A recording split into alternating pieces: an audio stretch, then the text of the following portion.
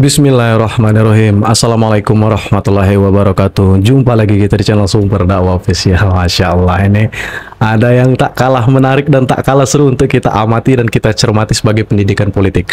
Langsung saja kita melihat videonya tanpa berlama-lama. Bismillahirrahmanirrahim. Let's go. Ya, saya kira memang setelah MK mengumumkan putusan akhir dari sengketa hasil pemilu kemarin, ini kan menjadi penanda bahwa Pilpres itu sebenarnya 100% sudah selesai. Jadi Prabowo dan Gibran Kita netral, layak menyandang sebagai capres dan cawapres terpilih dalam kontestasi Pilpres di 2024. Kemarin misalnya setelah KPU mengumumkan Gibran unggul dengan Prabowo Subianto, itu kan publik menganggap Pilpres belum sepenuhnya selesai karena masih ada sengketa hasil yang dilayangkan oleh 1 dan 3. Meski saya mengatakan setelah KPU mengumumkan Prabowo dan Gibran itu unggul dari Ganjar dan Anies Baswedan, Pilpres sudah selesai, banyak yang protes. Karena saya punya argumen sebenarnya, Bang. Mungkin bagi tim hukum, bagi Ganjar Mahfud, Anies dan Muhaimin nggak selesai. Tapi kalau melihat kecenderungan rata-rata umum partai pengusungnya, itu sudah selesai dan bersalah. Itu kan terbukti dari pernyataan Surya Paloh yang menyatakan menerima hasil keputusan KPU dan mengucapkan selamat kepada Prabowo dan Gibran sebagai pemenang. Tak lama setelah itu, PKS, kemudian PKB juga mengungkapkan hal yang sama, menerima hasil keputusan KPU dan memberikan selamat, sekalipun mereka terus berproses di di Mahkamah Konstitusi.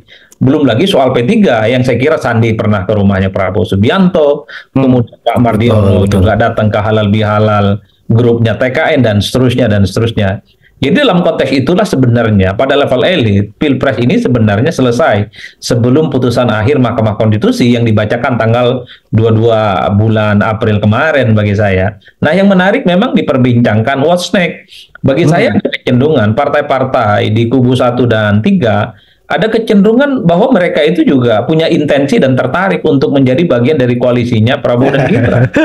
Dari tatapan, statement-statement, dari gerak-gerik, dari gestur tubuh, nggak ada yang bisa membantah.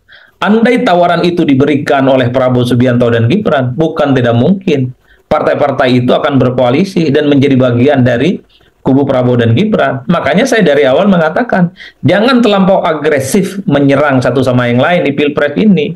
Karena kecenderungan di pemilu kita, itu persaingannya sesaat, Pilpres usai, ditetapkan pemenang, partai-partai yang kalah memang sangat kelihatan untuk berkongsi dengan pemenang. Dan di 2024, saya termasuk yang hakul yakin 100%. Partai-partai di kubu 1 dan 3 punya keinginan untuk menjadi bagian dari koalisinya Prabowo dan Gibran. Itu yang saya kira tidak bisa dibantah. Pertama, dari segi Prabowo Subianto, Prabowo mengatakan setelah ada pengumuman dari KPU dan di berbagai kesempatan selalu mengatakan akan merangkul semua pihak, semua eksponen, sekalipun pihak-pihak itu selama ini berseberangan. Tapi untuk kepentingan bangsa dan negara, pihak-pihak itu akan diajak bekerja sama untuk membangun bangsa ke depan. Yang kedua, dari kebutuhan dukungan parlemen sampai hari ini 4 partai politik pendukung Prabowo dan Gibran, ini kan kekuatan politik parlemennya hanya kisaran angka 41%. Tentu ini tidak kondusif supaya dukungan politik di parlemen itu kuat minimal 50% plus sekian. Maka Prabowo dan Gibran masih membutuhkan minimal satu partai politik yang kuat dan solid supaya kekuatan politik mereka itu di parlemen juga solid. Sehingga keputusan-keputusan Prabowo nanti soal kebijakan apapun yang sensitif, soal kebijakan apapun yang itu penting untuk negara dan bangsa, tidak mendapatkan resistensi dan perlawanan dari DPR. Jadi dalam konteks itulah sebenarnya kebutuhan untuk merangkul pihak-pihak yang kalah sangat mungkin akan terjadi di kemudian hari. Oleh karena itu politik kita memang politik yang mutual interesting, dua saling membutuhkan satu sama yang lain, berkongsi dalam satu kolam koalisi bersama. Saya kira di sini kalau membaca kepentingan partai, saya membaca hanya PDIP yang rasa-rasanya memang tidak terlampau peduli mau diajak atau tidak oleh Prabowo dan Gibran. Makanya mereka sampai hari ini terus menyalak, terus agresif dan mengkritisi bahwa hasil pemilu ini adalah merupakan hasil pemilu yang cukup brutal dan bahkan mereka itu masih kepetun kan menggugat pencalonan Gibran Raka Buming Raka sekalipun Pilpres sudah selesai pasca MK memutuskan soal sengketa hasil pemilu. Lucu. Di luar PDIP, P3, ada PKS, PKB, dan Nasdem, sangat mungkin iman politiknya akan goyang-goyang. Nah itu kalau melihat dari kecenderungan partai-partai dari 01 dan 03 kan semacam itu ya, seperti yang Anda uraikan, kecuali PDIP ya. Nah ini implikasinya apa kepada Anies dan Ganjar? Karena kan betapapun itu akan berdampak. Ini belum lagi, ini sebentar lagi ada pilkada, pilkada dan seterusnya ya. lagi. Ini Anies ini gimana menurut Bung Adi? Kalau saya membaca Anies, ini kan sangat tergantung partai politik pengusungnya, terutama Nasdem dan PKS. Karena Anies tentu ke depan tidak bisa berdiri sendiri. Pasti. Anies tidak bisa memutuskan kemana arah langkah politiknya ke depan. Karena apapun judulnya, setelah kalah Pilpres, seakan-akan daya bergen politik Anies ini kan tidak terlampau kuat secara signifikan. Itu yang saya baca. Kenapa saya mengatakan bahwa Anies ini sangat tergantung Nasdem dan PKS khususnya? Karena dua partai inilah yang saya kira sejak awal cukup meminati Anies untuk diusung dan disorong menjadi kandidat presiden di 2024. Per hari ini tentu Nasdem dan PKS sudah melihat bagaimana faedah Anies ketika diusung maju Pilpres. Ternyata netral bang ya, telah memberikan keuntungan yang signifikan. PKS memang naik, tapi nggak banyak naiknya. Nasdem juga naik, tapi kan tidak berlipat ganda naiknya. Ini kan faedah-faedah yang dirasa tidak terlampau signifikan. Oleh karena itu bagi saya, kemana langkah Anies ke depan? Ya hanya Anies yang bisa menentukan. Betul. Karena kekuatan politik Anies bagi Nasdem sudah bisa ditakar. Kekuatan politik Anies oleh PKS sudah bisa ditakar. Satu-satunya yang paling mungkin bisa dibaca, Anies sangat mungkin disorong kembali untuk maju dalam Pilgub DKI Jakarta. Ini tentu untuk merawat stamina politik Anies supaya terus menjadi pejabat publik, supaya terus mendapatkan panggung, merawat bagaimana kekuatan politik Anies di 5 tahun yang akan datang. Itu turun tetap kelas terjaga ya, dan mendapatkan proporsi dari pendukungnya yang per hari ini ya relatif masih agak solid. Cuman kan pertanyaannya, apa mungkin Anies mau? Ini itu turun kelas. Semacam menurunkan level kelas politik Anies yang dari nasional calon presiden tiba-tiba harus kembali ke Jakarta, yang saya kira grade-nya itu di bawah kontestasi nasional dan maju di Jakarta belum tentu juga bisa menang. Jangan begitu banyak. Lebih turun kelas lagi itu saya kira akan siap menghadang seperti Ridwan Kamil. Apapun judulnya, Ridwan Kamil itu populer di Jakarta. Elektabilitas dan popularitasnya itu kan 11-12 dengan Anies Baswedan. Tentu ketika disokong dengan mesin-mesin partai yang solid, ya, terutama partai pendukung nomor 2 misalnya, kalau betul Ridwan Kamil disorongkan di Jakarta, tentu bukan ancaman yang main-main bagi Anies Baswedan kalau Anies ingin maju kembali di Jakarta. Tapi overall bagi saya, Anies kalau bicara tentang pejabat publik, itu sangat tergantung bagaimana karpet merah yang disediakan oleh PKS dan Nasdem. Tanpa itu semua, sulit bagi Anies ya, saya membayangkan untuk mendapatkan panggung politik di masa yang akan datang. Mungkin tanpa itu semua ya Anies harus berpikir bagaimana terus merawat panggung politiknya ini. Mungkin bikin ormas, mungkin bikin organisasi, atau mungkin bisa menjadi bagian dari kader partai politik tertentu, khususnya Nasdem ataupun PKS. Karena kalau membayangkan Anies masuk kabinetnya Prabowo, rumit bagi saya, Pak. Nggak ada rumusnya. Beliau yang bilang. Ya, jadi itu yang tadi Bung Adi bilang bahwa Prabowo menyatakan diri pengen merangkul itu berarti menurut Anda kemungkinan Anies diajak kecil ya? Ya, yang dimaksud, dan kemungkinan Anies mau juga kecil gitu ya? Ya, dari segi Prabowo yang dimaksud dirangkul tentu adalah elit-elit partai yang saya kira punya kontribusi besar, jejaring besar, dan dukungan-dukungan politik yang besar, terutama untuk mengamankan kepentingan politik 5 tahun yang akan datang. Karena bagi Prabowo tentu saja tidak mau kebijakan politiknya itu kan mendapatkan protes dan resistensi terus. Ya, betul. Jangankan akan expose ya, akan mengaksentuasi semua kebijakan politiknya. Kalau terus-menerus melawan kekuatan politik oposisi, energinya habis sehingga nggak produktif 5 tahun yang akan datang. Jadi yang saya sebut merangkul itu adalah putra-putri terbaik yang saya kira memang harus memiliki jejaring network dan backing politik yang cukup luar biasa. Terutama ketika dibutuhkan untuk menjaga stabilitas politik tertentu. Setelah Pilpres, ya rasa-rasanya Anies tidak bisa mengkatalisasi para pendukungnya.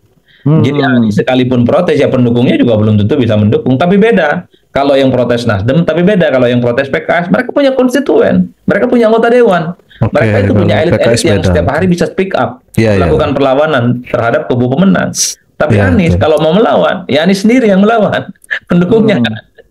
Kan Iya, itu iya, iya. yang saya sebut. Kata beliau harus bikin Meskipun ormas. ada keinginan merangkul pihak-pihak tertentu, Beliau yang yang saya bilang. tangkap Kita netral. tertentu itu adalah elit partai, punya kekuatan politik, dan tentu dia punya jejaring dan akses yang saya kira cukup bisa diandalkan oleh Prabowo untuk mengamankan stabilitas politik 5 tahun yang akan datang.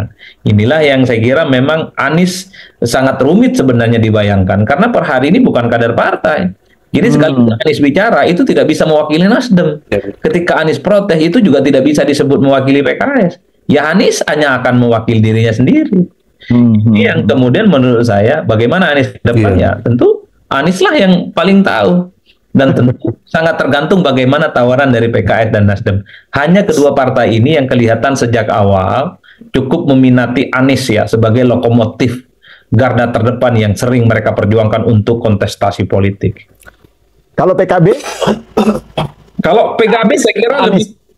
Kalau PKB dengan Anies ya pasca Pilpres ini sudah wassalam, karena Sudah wassalam. sudah tidak ada intensi apapun. Pilpres sudah usai, PKB sudah mendapatkan faedah elektoral karena mampu mengonsolidasi kekuatan politik Nahdliyin. Tapi pasca itu apa keuntungannya bagi PKB ketika terus bergandengan dengan Anies? Tidak ada. Beliau yang bilang. Ya, ini adalah kepentingan yang menurut saya sebentar lagi akan bubar jalan. Karena PKB juga akan fokus untuk bicara tentang soal kemungkinan menyusun kekuatan politik mereka menghadapi pilkada serentak nasional yang akan digelar pada tanggal sekitar di pertengahan bulan November. Dan itu persiapannya harus dipikirkan sekarang. Artinya apa, romantisme sepanjang Pilpres ini harus diakhiri. Ya, harus betul, segera move on. betul. Harus segera Betul. melakukan konsolidasi. Harus segera memperkuat basis-basis Harus mikir ke kekuatan depan. politiknya. Karena pilkada di 540 sekian di seluruh Indonesia ini adalah pertaruhan yang cukup luar biasa tentu bagi PKB salah satunya.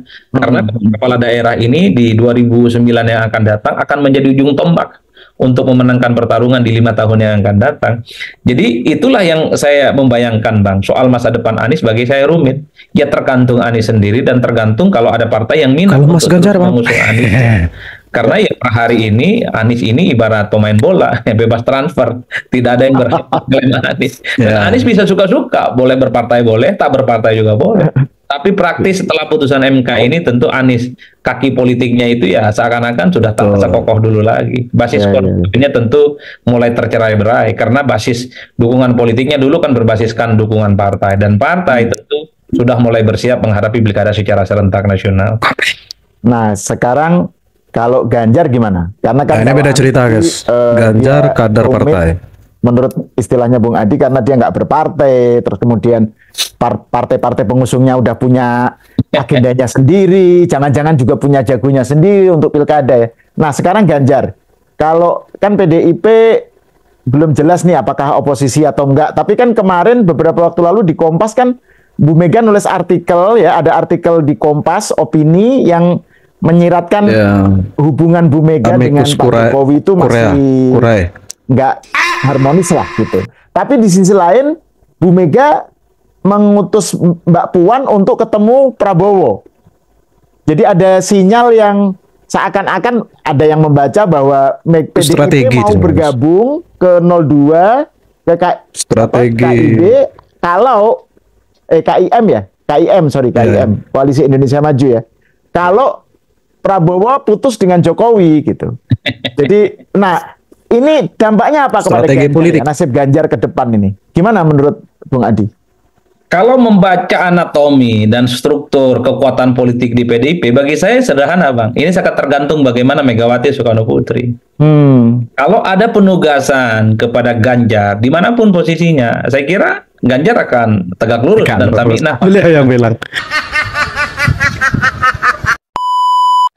Kalau Ganjar misalnya, siapa tahu kalau misalnya menjadi bagian dari koalisi pemerintah, diusulkan jadi menteri, ya tidak boleh tidak. Itu sebagai bentuk kualitas harus ikut. Meski per hari ini, saya termasuk yang sulit membayangkan PDIP itu akan berkoalisi dengan Prabowo Subianto ya. Sekalipun PDIP ini mengklaim punya hubungan baik dengan Prabowo, mengklaim punya hubungan baik dengan Gerindra, saya kira itu tidak akan automatically, karena bukan perkara gampang ya menyatukan dua kekuatan politik yang cukup besar yang kurang lebih sekitar 15 tahun saling berhadapan-hadapan. Apalagi misalnya kita tahu ada barrier di situ yang bisa menghalangi soal koalisi PDIP dengan Gerindra, soal koalisi Megawati dengan Prabowo, ya Jokowi. Itulah yang saya sebutkan, Jokowi, kemudian Prabowo Subianto, Megawati, ini kan ibarat cinta segitiga yang rumit.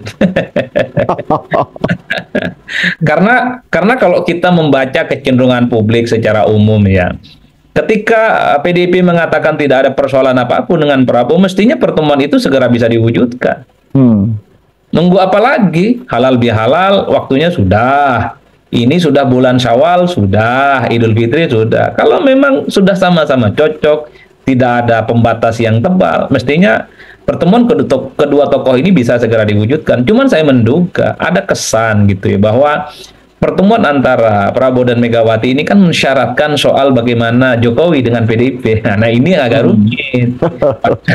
Makanya saya bilang tadi kemungkinan terjadi cinta segitiga itu di situ.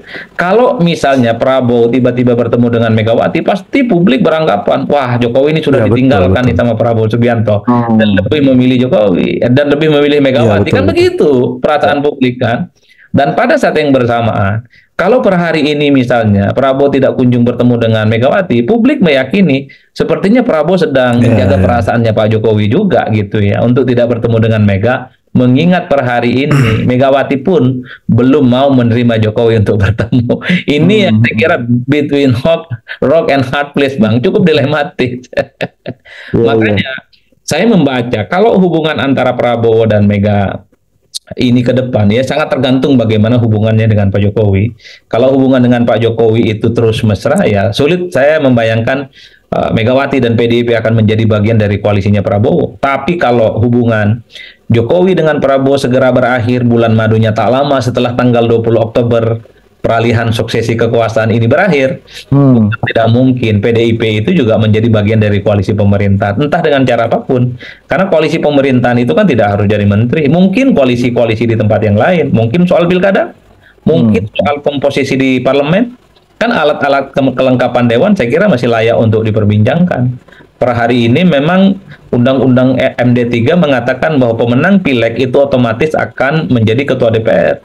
Dengan catatan itu tidak diubah. Kalau Undang-Undang MD3-nya diubah, ya PDIP juga harus berusaha keras seperti 2014 yang lalu. Kan 2014 yang lalu PDIP pemenang sebagai pileg, tapi ketua DPR Golkar. Itu efek hubungan tidak harmonis ya antara pemenang pileg dan kekuatan parlemen saat itu. Nah, dalam konteks ini bukan tidak mungkin jembatan pengertian antara PDIP dan Gerindra itu titik temunya soal kepentingan di parlemen. Itu ya, Undang-Undang MD3 tidak diubah sehingga PDIP yang pemenang pileg ini tetap akan mendapatkan jatah ketua DPR. Kan itu juga bagian bentuk dari kompromi. Seru, guys. Alat-alat kelengkapan dewan yang lain, siapa yang harus jadi pimpinan MPR, siapa yang harus jadi ketua Banggar, siapa yang jadi alat kelengkapan dewan gitu ya. Itu yang saya kira juga bagian dari kompromi-kompromi politik yang saya kira juga strategis untuk diperbincangkan. Termasuk misalnya kepentingan kepala daerah. Ada kecenderungan partai-partai ini, basis-basis politiknya yang solid ya, itu tidak saling mengganggu satu sama yang lain. Jadi saling bersinergi dan saling mengamankan kepentingan politiknya, Bang. Saya khawatir itu juga bagian dari klausul pembicaraan politik ya antar elit, karena pilkada ini kan serentak, lebih dari 500 kabupaten, kota, dan provinsi. Cukup melelahkan, maka cara yang paling mungkin supaya pilkada ini win-win solution ya selesai pada level elit. Kalau di basis merah, ya merah harus dipersilahkan untuk menang. Kalau di basisnya coklat misalnya, dipersilahkan coklatnya yang harus menang. Dan begitu terusnya bagi partai-partai politik yang lain yang tertarik untuk melakukan kongsi-kongsi politik. Kan jangan-jangan di situ pembicaraannya. Jadi kongsi politik itu tidak melulu harus menjadi bagian dari koalisi di kabinet. Sangat menarik dan pokoknya sangat seru analisa dari Bung Adian. Bung Adi Prayitno, sebagainya. Memang politik itu fleksibel, guys. Jadi tidak terduga-duga, bukan? Kemarin lawan, sekarang kawan. Bung Repli berjanji itu bersumpah lah kira-kira depan Bung Adi Prayitno sendiri di acara CNN. Beliau menyatakan juga tidak akan mau bergabung dengan kabinet Pak Prabowo Gibran. Lain, sen kanan belok kiri saya tak tahu ya. Pokoknya simpul kalian sendiri, apa pendapat kalian? Saya akhiri, tetap jaga persatuan Indonesia, harus cerdas, jangan mau termakan isu hoax, jangan mau terpecah belah. Wabillahi taufiq wal hidayah. Wassalamualaikum warahmatullahi wabarakatuh.